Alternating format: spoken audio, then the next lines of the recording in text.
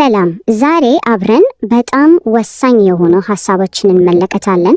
ዓለምን ለመለወጥ የሚያስችሉ 10 ትምህርቶች ናቸው። እኚህ ትምህርቶች በጣም ከባድ ከሆነ የውትድርና ስልጠና የተገኙ ቢሆኑ እመኑኝ ለማንኛውም ሰው የህይወት መመሪያ ሊሆኑ ይችላሉ። ስለዚህ እስኪ ጉዞን አብረን እንጀምር። እዚህ የሚጀምረው ነገር ዓለምን ይለውጣል። ይህ አባባል በጣም ትልቅ ኃይል አለው አይደል? የዛሬው ትንታኔያችን መሰረትም ይሄው ነው። እነዚህ ትምህርቶች የወጡት በጣም ልዩ ከሆነ የውትድርና ስልጠና ቢሆንም መልእክታቸው ግን ለሁላችንም ነው። ያው የውትድርና ልምድ ባይኖረንም በህይወታችን ውስጥ ተመሳሳይ ፈተናዎች ያጋጥሙናል። እናም እነዚህ መርሆች ራሳችንንም ሆነ በዙሪያችን ያለውን ዓለም በተሻለ መልኩ እንድንለውጥ ሊያግዙን ይችላሉ። እሺ እንጀምር። ክፍል 1 ለውጥን በቀላል ጀምር መጀመር። የመጀመሪያው ትምህርት ምናልባትም ከሁሉም በላይ መሰረታዊ ነው። እወቁት፣ ታላላቅ ለውጦች የሚጀምሩት ከትንሽ እና ልንቆጣጠረው ከምንችለው ተግባር ነው። እስኪ እንዴት እንደሆነ ሊገርም ይችላል፣ ግን ሁሉም ነገር የሚጀምረው በአንድ ቀላል ተግባር ነው። አልጋን ማንጠፍ። በየቀኑ ጠዋት የሚጀምረው ትዕዛዝ ይሄ ነበር። በቃ በጣም ቀላልና ተራ ነገር ሊመስል ይችላል። ነገር ግን ከበስተጀርባው ያለው ስነልቦናዊ ጠቀሜታ በጣም ጥልቅ ነው። ይህች ትንሽ የሥርዓት ተግባር ለቀሪው ቀን እንዴት ትልቅ መነሳሳት እንደምትፈጥር ስንመለከት ትገረማላችሁ። አመክንዮው ግልጽና በጣም ኃይለኛ ነው። አንድ ትንሽ ተግባርን በማጠናቀቅ ቀኑን በአሸናፊነት ስሜት ይጀምራል። ያ የመጀመሪያው የስኬት ስሜት ደግሞ ሌላ ስራ ለመስራት ያነሳሳል። ቀስ በቀስ የቀኑን ሌሎች ተግባራት ለማከናወን ጉልበትና መነሳሳት ይፈጥራል። ልክ እንደ ሰንሰለት ማለት ነው። ወሳኙ ነጥብ ነው፣ ትንንሽ ነገሮችን በትክክል መስራት ካልተቻለ ትላልቅ ነገሮችን መቼም በትክክል መስራት አይቻልም። ዋናው መርህ ትንንሽ የሥርዓት ልምዶችን መቆጣጠር ለትላልቅ ፈተናዎች ያዘጋጃል። ከዚህም በላይ መጥፎ ቀን ቢያጋጥም እንኳን ወደ ቤት ሲመለሱ በንጽህና የተነጠፈ አልጋ ማየት ቢያንስ አንድ ነገር በትክክል እንደተሰራ ያስታውሳል። ነገር ደግሞ የተሻለ እንደሚሆን ተስፋ ይሰጣል። እሺ ክፍል 2 በሌሎች ጥንካሬ ላይ መደገፍ። ዓለምን ለመለወጥ የግል ስርዓት ብቻ በቂ ነው? በፍጹም። አሁን የቡድን ስራና የሰው ልጅ ግንኙነት ምን ያህል አስፈላጊ እንደሆነ እንመለከታለን። በስልጠናው ወቅት ሁሉም ሰልጣኞች በቡድን በመሆን በትንሽ ጀልባ ይቀዝፉ ነበር። አስቡት፣ ሁሉም ሰው እኩል ካልቀዘፈ ጀልባው በማዕበል ትገለበጣለች። ይሄ ለህይወትም ይሰራል። ዓለምን ብቻን መለወጥ አይቻልም። ግብን ለማሳካት የጓደኞች፣ የስራ ባለደረቦች እና የሌሎች ሰዎች ድጋፍ ይግድ ያስፈልጋል።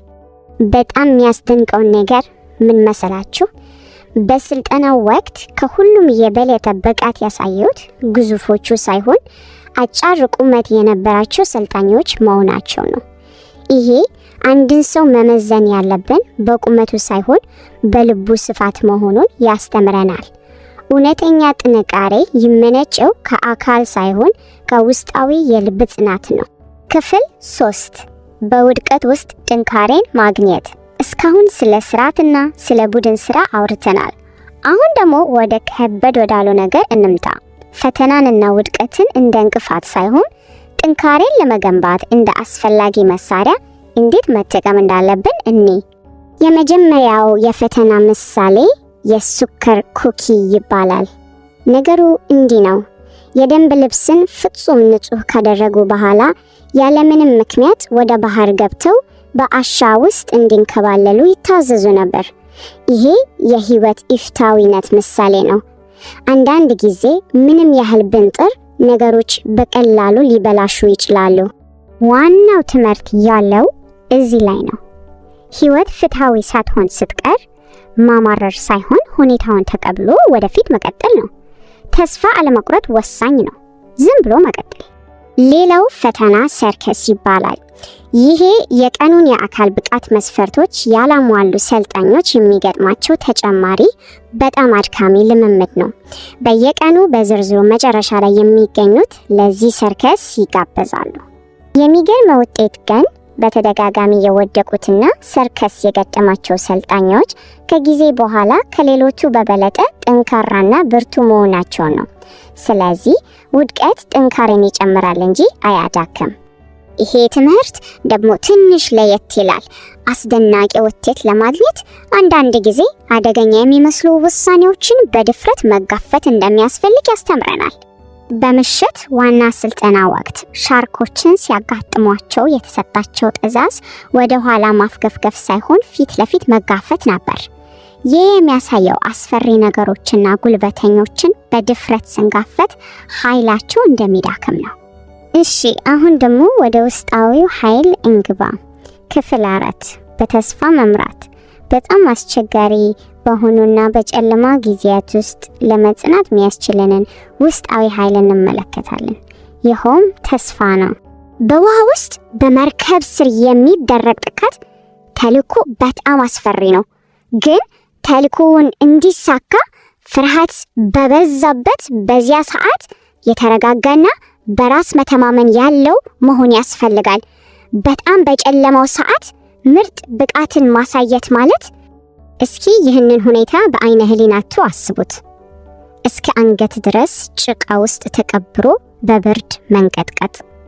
ከዚያ በላይ ተስፋ የሚያስቆርጥ ነገር ማሰብ ይከብዳል። ሁሉም ተስፋ በቆረጠበት በዚያ ቅጽበት አንድ ሰልጣኝ ብቻ መዝፈን ጀመረ። ከዚያም ሌሎቹ ተቀበሉት። ያ ዘፈን ለሁሉም ሰው ተስፋ ሰጣቸውና እንዲጸኑ አደረጋቸው። ይሄ የተስፋን አስደናቂ ኃይል በግልጽ ያሳያል። የአንድ ሰው ተስፋ ብቻ። እናም አሁን ወደ መጨረሻው ምናልባትም ከሁሉም በላይ ወሳኝ ወደ ሆነው ህግ ደርሰናል። ሁሉንም ነገር አንድ ላይ የሚያስረው የመጨረሻውና ዋነኛው ህግ። ታዲያ አንድ ሰልጣኝ ተስፋ ቆርጦ ከስልጠናው መውጣት ከፈለገ ምን ያደርጋል? እንዴት ነው የሚያቋርጠው? መልሱ በጣም ቀላል ነበር። በስልጠናው ግቢ መሃል ላይ አንድ የነሐስ ደወል አለ።